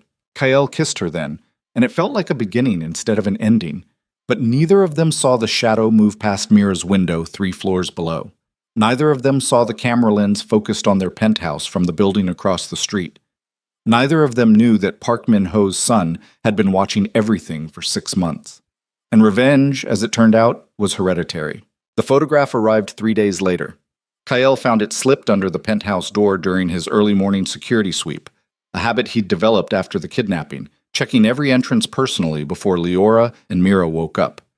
The envelope was unmarked. Expensive paper. No fingerprints when Jin-Soo's team analyzed it later. Inside was a single photo. Leora and Mira in the park, 2 blocks from their building, taken yesterday afternoon. The angle suggested a telephoto lens from at least 200 meters away. Professional surveillance. And written on the back in clean block letters, "She has his eyes." Kael stared at the photograph for 30 seconds while his world recalibrated around this new threat. Park Min-ho was dead. Kael had watched Jin-Soo put 2 bullets in his chest after extracting Leora's location, had personally verified the body before it was disposed of in ways that ensured no investigation would ever find remains. But dead men couldn't send photographs, which meant someone else was watching. Someone patient enough to wait until the immediate crisis passed before announcing their presence. Someone smart enough to know that the photograph itself was more effective than any explicit threat. Kael called Jin-Soo while the photo was still in his hand. "We have a problem," he said. By noon, Kael's entire security apparatus was operating at wartime readiness. Surveillance teams deployed across a 5-kilometer radius around the penthouse. Facial recognition software scanning every camera feed in Seoul for patterns. Background checks running on anyone who'd had contact with Park Min-ho in the last decade. Jin-soo coordinating from the command center while Hana worked her network of informants across the city's criminal underworld. And Leora sat in the living room watching all of it unfold with the hollow expression of someone who'd finally reached their breaking point. "This is never going to end," she said quietly. Kael looked up from his laptop. They were alone in the room. Mira was napping, Mrs. Chen was in the kitchen preparing lunch, security agents were posted throughout the penthouse. But somehow the isolation felt absolute. "We'll find who sent it," Kael said. "And then what?" Another person appears. Another threat. Another crisis. Leora's hands rested on her pregnant belly, fingers tracing absent patterns. "How many enemies do you have?" "Fewer every year. Because you kill them." The accusation sat between them like a third presence. Kael closed his laptop carefully, buying time to choose his words with precision. "Yes," he said finally. "Because I kill them, or neutralize them, or make them wish they'd never learn my name. That's what survival looks like in my world." "Our world," Leora corrected. "I'm in this now. Mira's in this. Our unborn daughter is in this. We don't get to pretend there's separation anymore." "I know." "Then tell me how this ends. Tell me what the exit strategy is." Her voice was climbing towards something that wasn't quite hysteria, but was close enough to terrify him. "Because I can't keep living like this. Can't keep waiting for the next photograph, the next kidnapping, the next time someone decides the best way to hurt you is through us." Kael crossed the room and knelt in front of her, taking both her hands in his. "I'm going to fix this." "How?" "By doing what I should have done years ago." He met her eyes with absolute certainty. "I'm going to end it. All of it. Every connection to the underworld, every criminal operation, every piece of my empire that puts you and our daughters at risk." Leora stared at him. "You can't just walk away." "That's not how this works." "No, but I can burn it down." Kael's voice carried the weight of a decision that had been crystallizing since the moment he'd found Leora on that loading dock. "Everything I've built, the legitimate and the illegal, I'm going to dismantle it systematically, pay off debts, sever connections, make sure that when we're done, there's nothing left for anyone to target. That'll take months, maybe years. Then it takes years. And in the meantime, we disappear." The words hung in the air between them like a lifeline thrown across dark water. Leora searched his face for doubt, for hesitation, for any sign that this was another empty promise made under pressure. She found none. "Where would we go?" she asked. "I don't know yet. Somewhere no one's looking.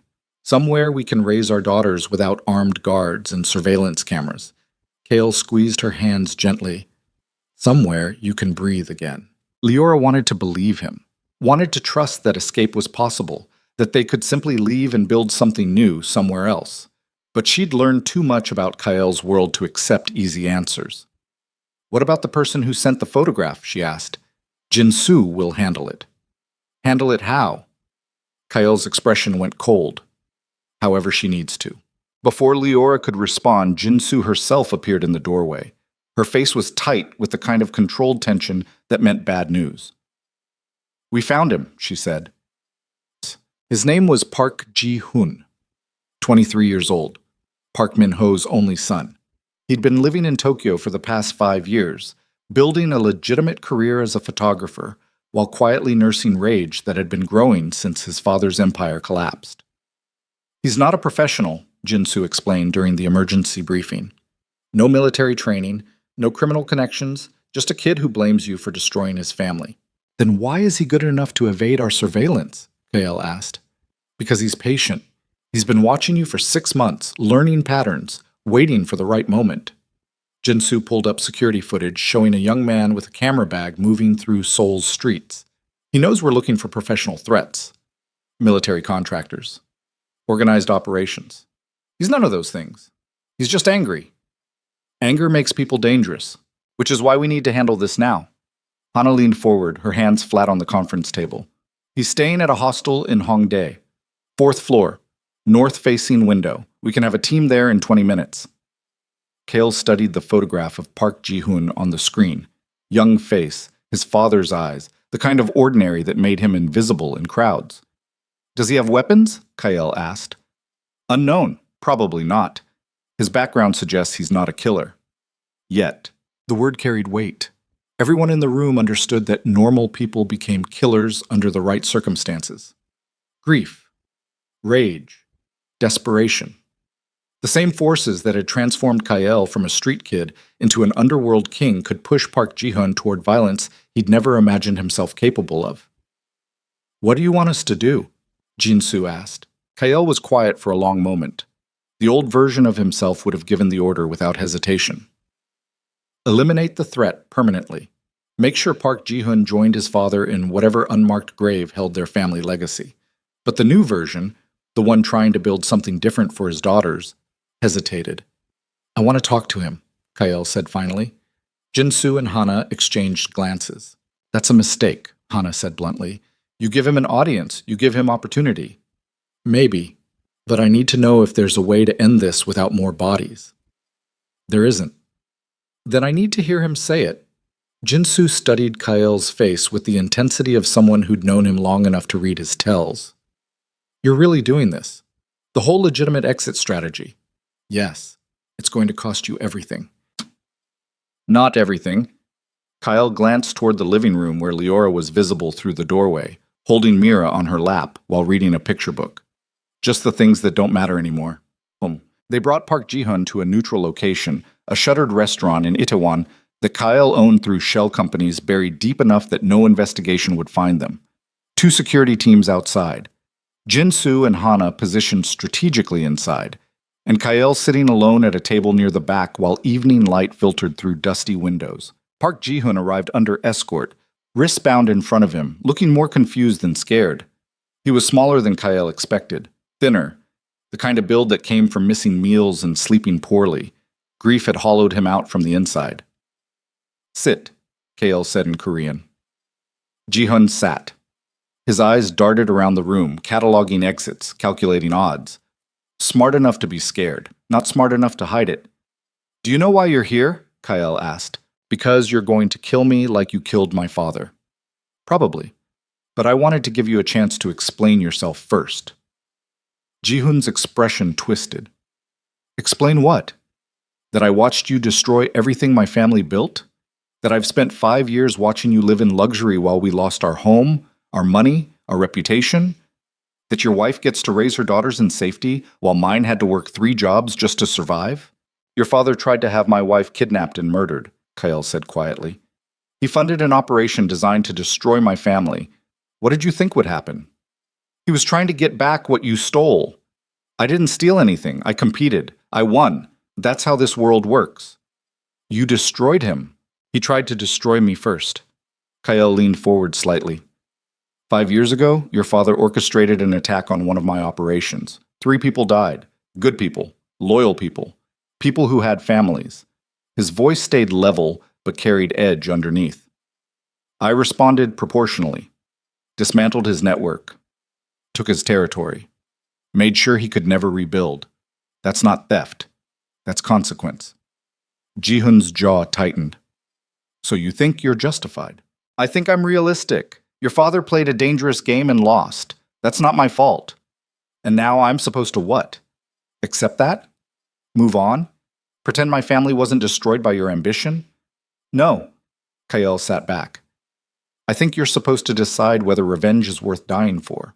The words settled between them like stones dropping into deep water. Ji-hun stared at Kyle with the expression of someone who'd spent months imagining this confrontation and was now discovering it didn't match the fantasy. You sent the photograph, Kyle continued. You wanted me to know you were watching, that you could hurt my family the same way I hurt yours. So here's your chance. Tell me your plan. Tell me what you were going to do. Ji-hun looked down at his bound hands. When he spoke again, his voice was smaller. I don't know. You don't know? I wanted you to feel what I felt. The fear, the helplessness, the knowledge that someone you love is vulnerable and you can't protect them. He looked up and his eyes were wet. But I'm not like you. I'm not a killer. I'm just angry. Anger fades. Not this kind. Kale studied the young man across from him, saw his father's features, Saw the rage that had been burning for 5 years without outlet. Saw someone who'd spent so long nurturing vengeance that it had become identity. I'm going to give you two options, Kyle said finally. The first is simple. You leave Korea tonight. Never come back. Never contact my family again. Never speak my name. In exchange, you get to keep living. Build a life somewhere else. Eventually, maybe the anger fades enough that you can breathe again. And the second option? You keep pursuing this. Keep planning whatever revenge you think you're owed. And I respond the way I've always responded to threats. Kyle's expression was empty of emotion. You die, quietly, permanently, in a way that ensures no one ever asks questions. Ji-hun was trembling now, not from fear, from the collision of reality against fantasy. That's not a choice. It's the only one you're getting. You killed my father. Your father tried to kill my wife while she was pregnant with my daughter. He murdered 2 security guards just to create leverage. He orchestrated a conspiracy designed to destroy everything I built. Kale's voice finally carried edge. I did what I had to do to protect my family, just like you're doing what you think you have to do to honor yours. The difference is, I have the power to make my choices stick. The truth of that statement was undeniable. They both knew it. Ji-hun slumped in his chair, looking suddenly younger than his 23 years. I wanted him to be proud of me, he said quietly. Even after he died, I wanted to finish what he started. He wouldn't be proud. He'd be terrified that you threw your life away for revenge that won't change anything. How do you know? Because I've killed men for revenge. It never makes you feel better, just emptier. Silence stretched between them. Outside, Seoul continued its endless rhythm. Inside the shuttered restaurant, 2 men sat across from each other, representing different responses to the same grief. Option 1, Ji-hun said finally, voice hollow. I'll take option 1. Kale nodded. Smart choice. But I want you to know something first. What? Ji-hun met his eyes with something that wasn't quite courage, but was close enough. You're not a good man. You don't get to pretend that protecting your family makes you righteous. You've destroyed people, ruined lives. My father wasn't innocent, but neither are you. I know. The admission seemed to surprise Ji-hun. Then why do you keep doing it? Because the alternative is losing everything I love. Kael stood. Maybe that makes me a monster, but I'd rather be a monster who gets to hold his daughters than a good man who has to bury them. He gestured to Jinsu, who moved forward to escort Ji-hun out. The young man stood on unsteady legs, looking like someone who'd just survived drowning. Where will I go? He asked. Anywhere but here. Kyle pulled out an envelope and placed it on the table. There's money, enough to start over somewhere else. Use it. Ji-hun stared at the envelope like it was a snake. Why? Because you're not your father, and I'm trying to be better than mine. Leora was waiting when Kael returned to the penthouse 3 hours later. She'd put Mira to bed and was sitting in the living room with a cup of tea gone cold in her hands. The moment she saw his face, she knew the threat was over. He's gone? She asked. On a flight to Vancouver. Jinsu's people will monitor him for 6 months, make sure he stays gone. After that, he's just another person trying to survive. Leora set down her tea and crossed the room to him. You let him live. I gave him a choice. He chose correctly. That's not what you would have done a year ago. A year ago, I didn't know what I know now. Kael pulled her into his arms, breathing in the scent of her hair. That killing him wouldn't have protected you. It would have just created space for the next threat. So what will protect us? Distance. Disappearance. Becoming people no one's looking for. They stood like that for a long time, while Seoul glowed through the windows. Eventually, Leora pulled back to look at him. When do we leave? She asked. 3 months, maybe 4. I need time to liquidate assets, sever connections, make sure there's nothing left that ties back to us. Where are we going? I was thinking New Zealand. Small town on the South Island, mountains, and ocean. No one who knows our names. Leora laughed softly. It sounded like relief. You really want to be a normal person. I want our daughters to grow up somewhere they don't need armed guards. What about everything you built here? I'm burning it down, all of it. Kael's voice carried finality. By the time we leave, Kael Vesper won't exist anymore. Just a man named David Chen who moves to New Zealand with his wife and daughters to start over. David Chen? You have a better suggestion? No, I just, Leora smiled. I never thought I'd see you run away from anything. I'm not running away. I'm running toward something better. The distinction felt important. Leora kissed him then, and it tasted like possibility instead of fear. 4 months later, they left Seoul on a commercial flight to Auckland. No private jet, no security detail. Just a family of 4 with 2 checked bags and carry-on stuffed with children's books. Cale wore jeans and a plain t-shirt that made him look like any other tired father traveling with young children. Leora held their newborn daughter, Hana, named after the woman who'd helped protect them, while Mira slept against Kael's shoulder. Jinsu and Marcus and the rest of Kael's inner circle had been paid off generously and scattered across continents with instructions never to contact him again. The penthouse had been sold to a tech executive who'd never know about the violence that had soaked into its walls. Every business, every connection, every piece of evidence that Kael Vesper had ever existed had been systematically erased. On paper, they were nobody. In practice, they were free. The flight was 14 hours. Leora spent most of it watching Kael with their daughters, seeing a version of him that had probably always existed beneath the violence, but had never had space to emerge. Gentle, patient, fully present in ways that power had never allowed. They landed in Auckland on a clear morning that smelled like ocean salt and freedom, rented a car, and drove south through landscapes that looked like Earth had been remade by someone who believed in second chances, mountains that touched clouds, valleys green enough to hurt your eyes, oceans stretching toward horizons that promised nothing but space. Their new home was a small house on the outskirts of Queenstown, 3 bedrooms, a garden that needed work, views of Lake Wakatipu that made Leora cry the first time she saw them. No neighbors close enough to ask questions, no history, no ghosts, just a family starting over. The first 3 months were adjustment, learning to live without security, without surveillance, without the constant low-level terror that had become background noise in Seoul. Kael struggled with it more than Leora expected. He'd spent 15 years sleeping with one eye open, and the habits died hard. But gradually, imperceptibly, he softened, started smiling more often, laughed at Mira's terrible toddler jokes, held Hana for hours while she slept, just breathing her in, helped Leora plant vegetables in the garden, even though he didn't know the first thing about gardening. They became ordinary, and ordinary was beautiful. One evening, 6 months after arriving, they sat on their back porch watching the sun set over the lake. Mira was inside watching cartoons. Hana was asleep in her crib. The world was quiet in ways that Seoul had never been. "Do you miss it?" Leora asked. Kael knew what she meant. Sometimes. The power. The certainty of knowing I could solve problems with money or violence. But this is better. He reached over and took her hand. "I'd rather raise our daughters here than rule an empire there." Leora squeezed his fingers. "No regrets?"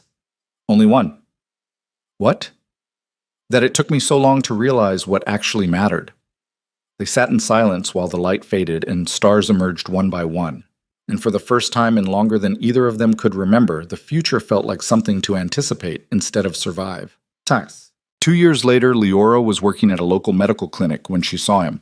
Just a glimpse through the waiting room window. A young man with a camera, photographing the mountains in the distance. Something about his profile made her freeze. Park Ji-hoon. He was older, healthier.